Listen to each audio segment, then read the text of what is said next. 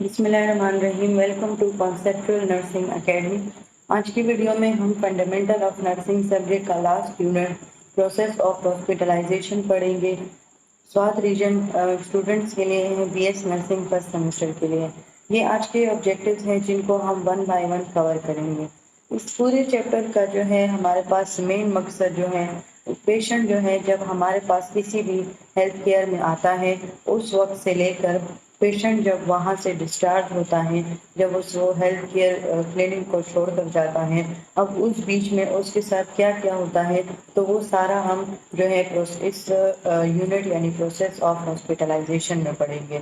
ये जो हमारे पास एक ऐसा प्रोसेस होता है जिसमें पेशेंट को एडमिट, उसको ट्रांसफ़र करना, उसको डिस्चार्ज करना, ये सारे सीरीज़ हैं, ये सारे स्टेप्स हैं जो इनमें इन्वॉल्व होते हैं, जो कि हम कोऑर्डिनेशन के थ्रू करते हैं, जिसमें हम बाकायदा तौर पर जो है हेल्थ केयर प्रोवाइडर्स के साथ कोऑर्डिनेशन करके जो है पेशेंट के लिए ये तमाम प्रोसेसेस जो हैं वो परफॉर्म करते हैं।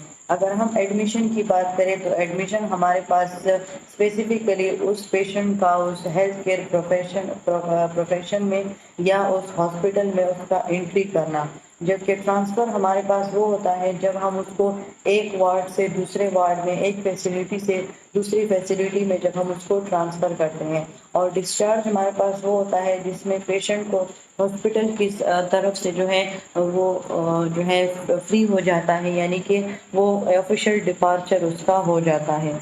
अब एडमिशन जिसमें हम कहते हैं कि ये एक क्लाइंट की ऑफिशियल एंट्री होती है किसी भी हेल्थ केयर फैसिलिटी में, और ट्रांसफ़र उसको एक वार्ड से दूसरे वार्ड जो है वो ट्रांसफ़र करना है।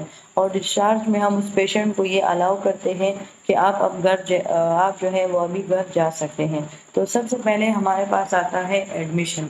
एडमिशन में हमारे पास जो है 4 चीज़ें इन्वॉल्व हैं। इसमें सबसे पहले हम पेशेंट की असेसमेंट करते हैं, यानी पहले पेशेंट हमारे पास आता है और हम उससे हिस्ट्री लेते हैं। उसके बाद अगर उस पेशेंट को एडमिशन की ज़रूरत है तब हम उसको वार्ड में जो है वो वार्ड में उसको एडमिट करते हैं। तो उसके साथ साथ फिर हम उसको ओरिएंटेशन देते हैं, चाहे उसके कमरे की हो, चाहे हॉस्पिटल की फैसिलिटीज़ की हो, चाहे डॉक्टर्स के अराउंड की हो, नर्सेज के अराउंड की हो, मील टाइम हो, यानी जिसमें हम पेशेंट को बेसिकली उस वार्ड के बारे में समझा रहे होते हैं, अवेलेबल रिसोर्सेज को कैसे यूज़ करना है, हम उसको उस टाइम पे ओरिएंटेशन दे रहे होते हैं।